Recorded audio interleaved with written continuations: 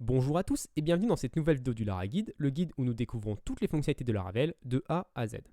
Dans la vidéo précédente, nous avions mis en place les règles de validation pour notre formulaire d'inscription. Mais nous avions aussi remarqué que lorsque nous cliquons sur m'inscrire sans remplir le formulaire, nous sommes bien redirigés vers le formulaire, par contre nous n'avons aucun message d'erreur. Donc dans cette vidéo, nous allons afficher les messages d'erreur. Alors comment on fait ça avec Laravel? On va aller dans notre vue, donc dans Resources, Views, inscription.blade.php. Et avant toute chose, je vais rajouter un petit peu de HTML pour que notre formulaire soit un peu plus propre. Donc je vais juste encadrer mes inputs dans des paragraphes. Donc si je réactualise, maintenant notre formulaire est vertical. Donc maintenant, comment afficher les erreurs?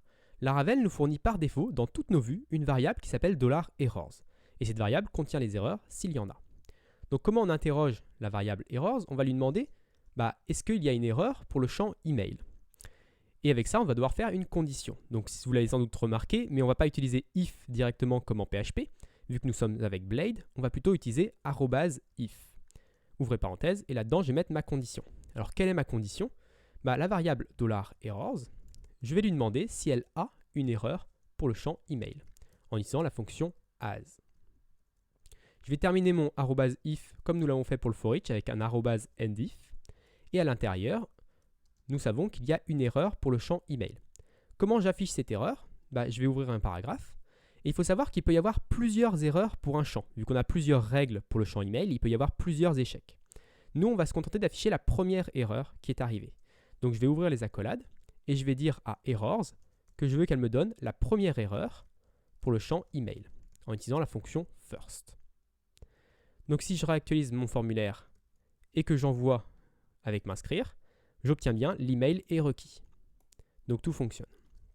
Je vais faire la même chose avec le mot de passe. Donc, sauf que je vais lui dire est-ce que tu as une erreur pour le champ password? Et si tu as une erreur pour le champ password, affiche-moi la première erreur du champ password. Et la même chose avec la confirmation du mot de passe. Sauf que cette fois-ci, ce sera password confirmation.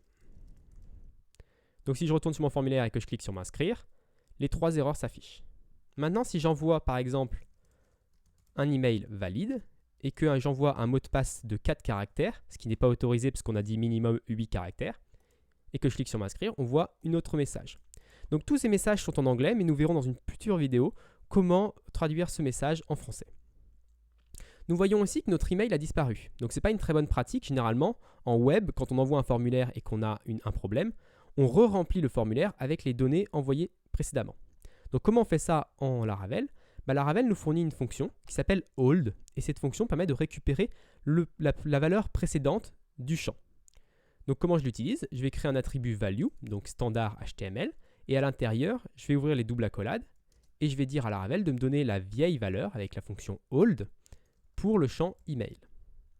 Donc si je réessaye maintenant cette fois-ci avec mon adresse email, que je mets un mot de passe de 8 caractères, mais que la confirmation du mot de passe ne correspond pas, je clique sur m'inscrire, on voit que j'ai bien le message d'erreur et que mon adresse mail est restée. Donc voilà pour cette vidéo. Dans la prochaine vidéo, je vais faire un aparté de Laravel pour mettre en style notre application avec un framework CSS.